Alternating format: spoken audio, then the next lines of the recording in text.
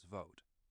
I hope it will only become a reality when she is elected as an individual because of her capacity and the trust which the majority of the people have in her integrity and ability as a person.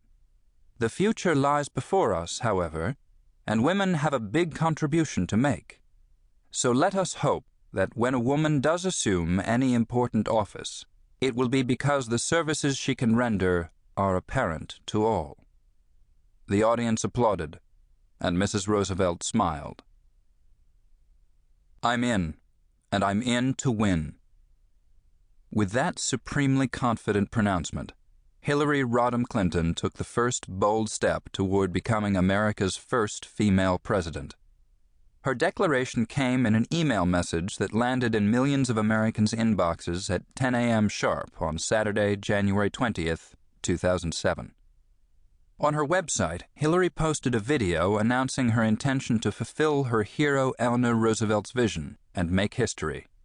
Sitting on an overstuffed couch in the sunroom of her home in Washington, D.C., Hillary looked directly at the camera with a sure smile and began, I announce today that I'm forming a presidential exploratory committee.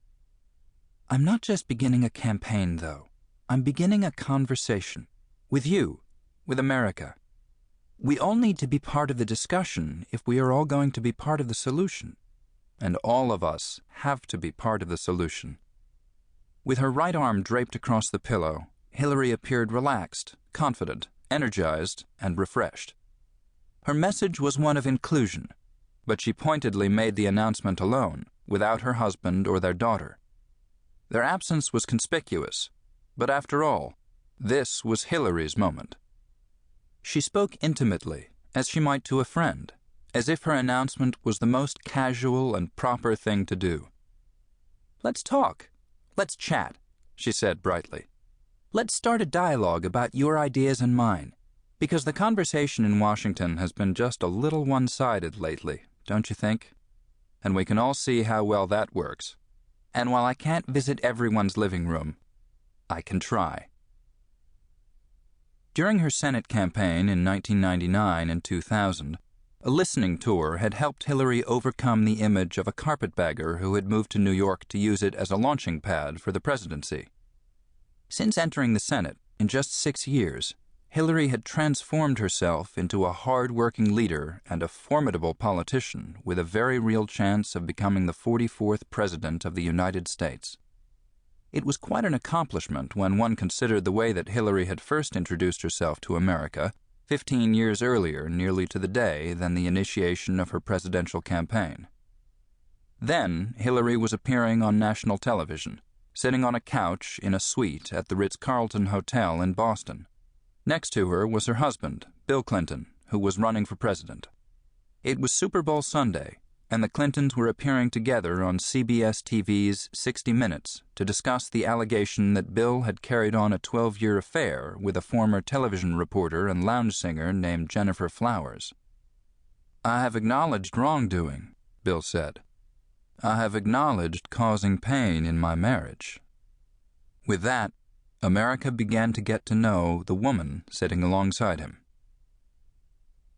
Hillary was unlike any political spouse that America had seen. A graduate of Wellesley College and Yale Law School, she was a corporate lawyer and a maverick who had fought for the rights of women and children.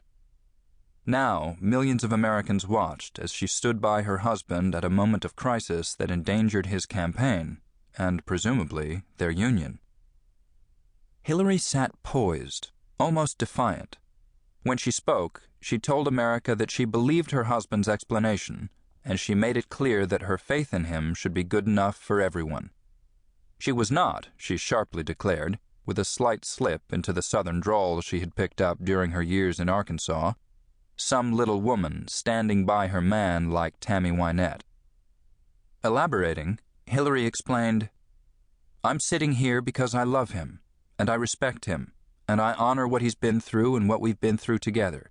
And you know, if that's not enough for people, then heck, don't vote for him.